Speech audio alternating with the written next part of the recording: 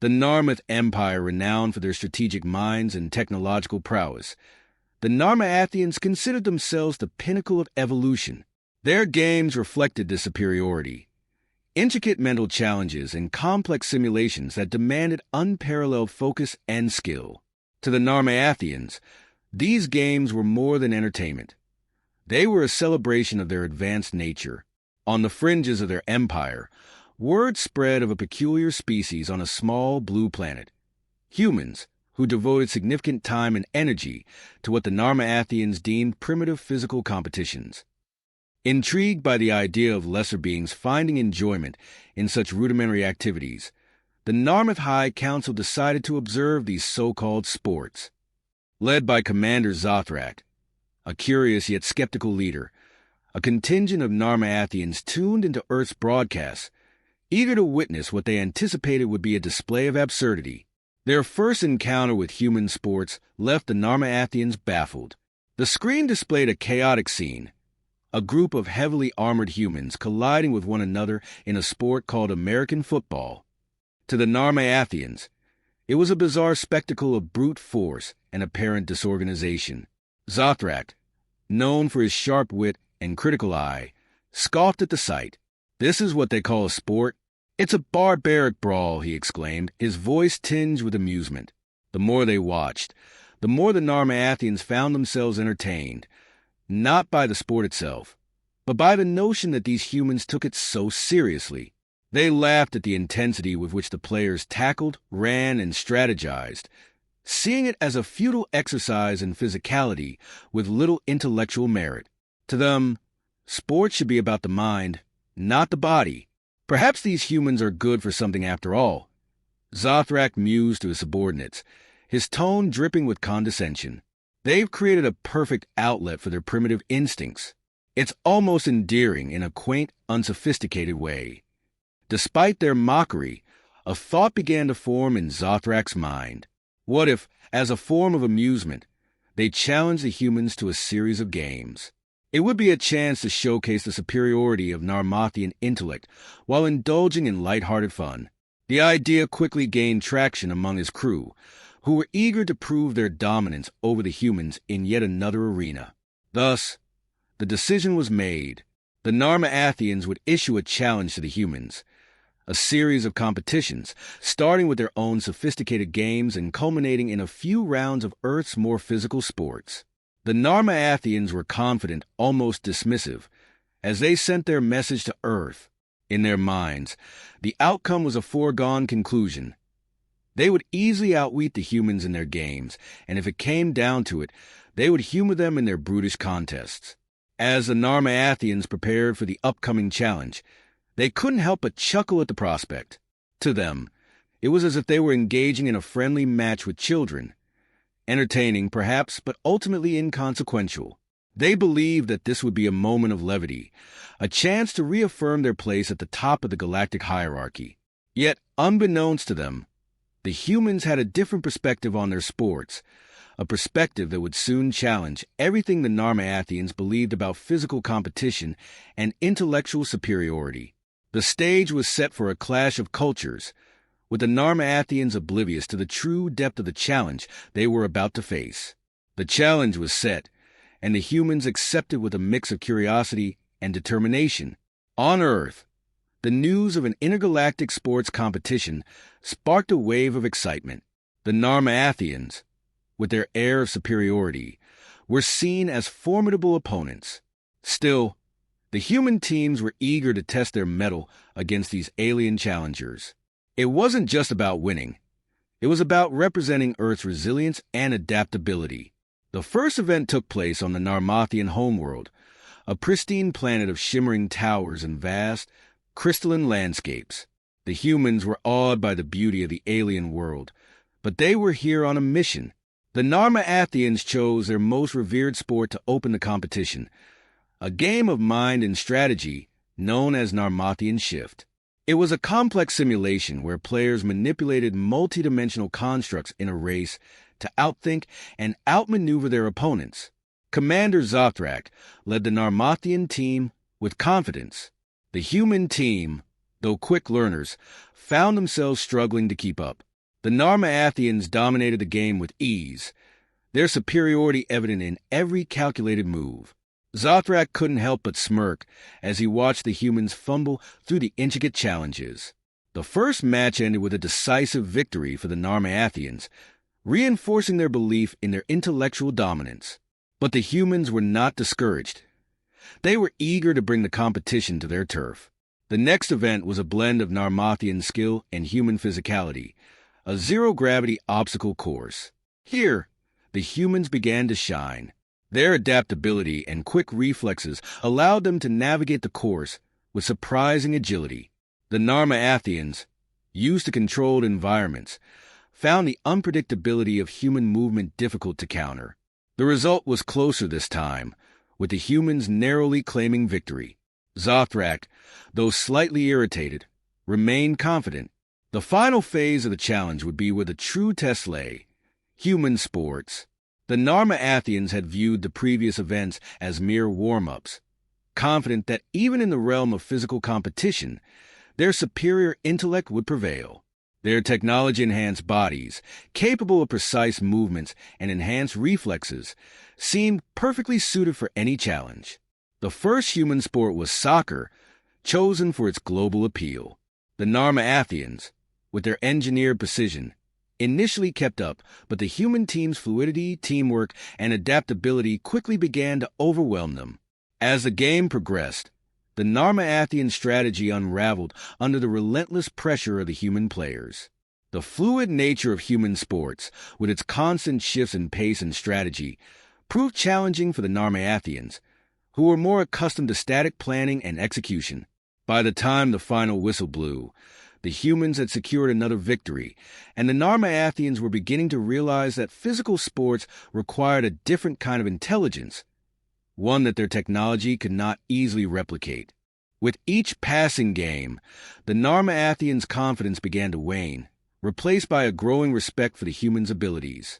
Zothrak, once dismissive, now watched with a keen eye, analyzing the humans' methods and strategies.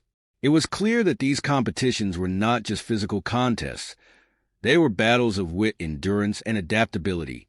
The stage was now set for the ultimate showdown: American football, a sport that epitomized the human blend of strength, strategy, and teamwork. As the humans prepared, the Narma-Athians realized that they were facing a challenge unlike any they had encountered before. The outcome of this final game would determine more than just the winner of the competition. It would redefine the Narma-Athians' understanding of what it meant to be truly superior.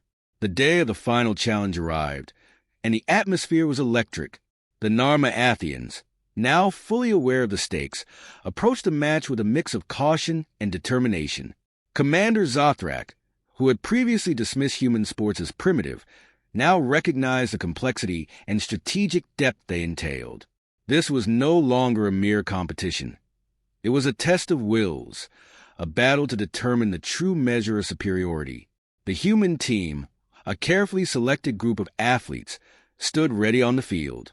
Clad in their protective gear, they exuded a quiet confidence that unsettled the Narma-Athians. American football was their domain, a sport where strategy, brute strength, and team were combined in a way that no other game could match. The Narma-Athians, despite their technological enhancements, knew they were in for a challenge unlike any they had faced. As the game began, the Narma-Athians attempted to leverage their advanced technology to outmaneuver the humans. Their movements were precise, their plays calculated to perfection. However, they quickly realized that American football was not a game that could be won through precision alone.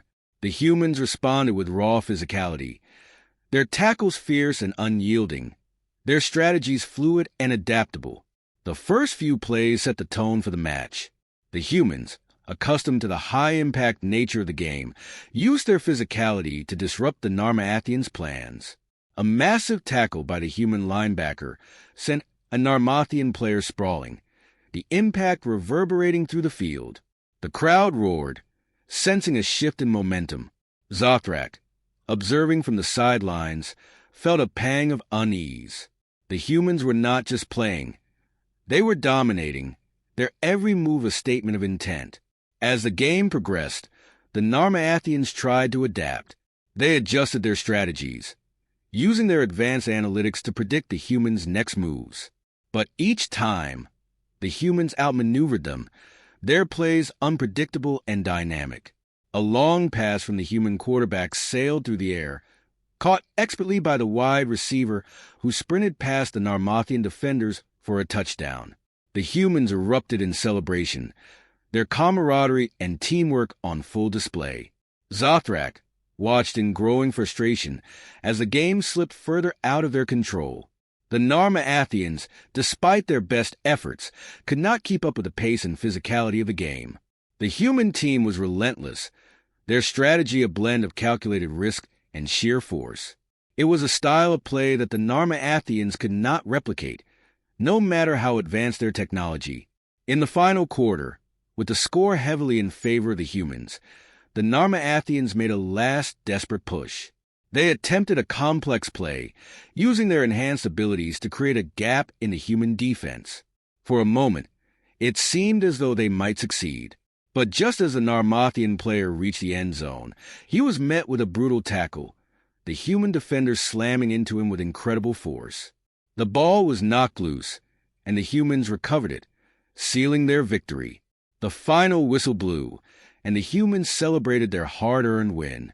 The Narma-Athians, exhausted and humbled, stood in stunned silence. They had underestimated the humans, thinking that their technological superiority would be enough to secure victory. But they had learned a harsh lesson. In the realm of human sports, technology alone was not enough. As the teams exchanged handshakes, Zothrak felt a newfound respect for his opponents. The humans had shown him that strength was not just about physical power or advanced technology. It was about heart, determination, and the ability to adapt in the face of adversity. The Narma-Athians had lost the game, but they had gained something far more valuable, a deeper understanding of the true nature of competition.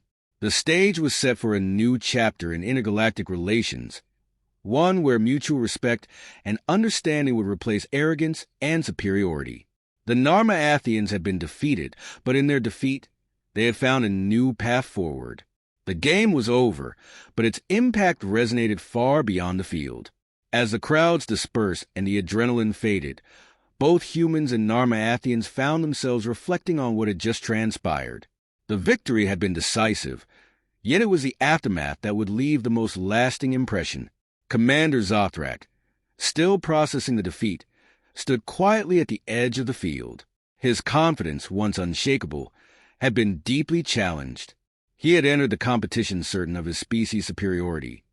But the humans had shown him that there was much more to strength than raw power or advanced technology. Their resilience, adaptability, and unity had proven to be formidable forces. Zothrak approached the human team, his demeanor no longer one of arrogance, but of genuine respect. "You have shown us a side of strength we did not anticipate," he admitted, his voice steady. "We believed ourselves superior in every way. But today, we've learned that there are many forms of power, some of which we have much to learn about." The human captain, still catching his breath from the intense game, nodded in acknowledgement. "We all have our strengths, Commander. This competition wasn't just about winning or losing. It was about understanding each other's capabilities. We're all part of the same universe, and there's more that unites us than divides us." This sentiment resonated with Zothrak. The Narma-Athians had always prided themselves on their intellect and technological advancements, but they now saw that there were other valuable qualities that could not be measured in data or controlled through technology. The humans had shown them the importance of teamwork, determination, and the ability to adapt in the face of adversity. As the teams mingled, the initial tension gave way to a sense of camaraderie. Stories were exchanged, laughter broke out, and soon the field that had been a battleground transformed into a place of mutual respect and learning. The Narma-Athians, once aloof and distant, found themselves genuinely engaged in conversations with their human counterparts, eager to understand the nuances of the sports that had so thoroughly challenged them. The Narma-Athians' defeat had sparked a profound shift in their perspective. They no longer saw human sports as primitive or chaotic. Instead, they recognized the deep strategy, the physical endurance, and the mental fortitude required to excel. What they had once mocked as mere brute force was now understood to be a complex interplay of skill and intellect. As the evening wore on, Zothrak gathered his team for a final reflection. "Today, we were outmatched," he said, his tone thoughtful. "But in our defeat, we've gained something invaluable, a new understanding of what it means to be truly strong. The humans have shown us that strength is not just about intellect or power, but about heart and unity. We have much to learn from them." The Narmaathians returned to their ship with a renewed sense of purpose. The competition had not only humbled them, but had also opened their eyes to the broader realities of the universe. They realized that true superiority was not about dominating others, but about growing and learning from every encounter. The humans, in their victory, had given the Narmaathians a gift far greater than any trophy, a lesson in humility and respect. As the ship lifted off, Zothrak looked back at the Earth, a planet he now saw in a new light. The humans had challenged his beliefs, and in doing so, had forged a bond that transcended competition. The Narmaathians left with a promise to return, not as rivals, but as allies, eager to explore what other lessons this fascinating species might have to offer. The story of this intergalactic showdown would be told for generations, not as a tale of victory and defeat, but as a turning point, a moment when two very different cultures came to understand and appreciate each other's unique strengths.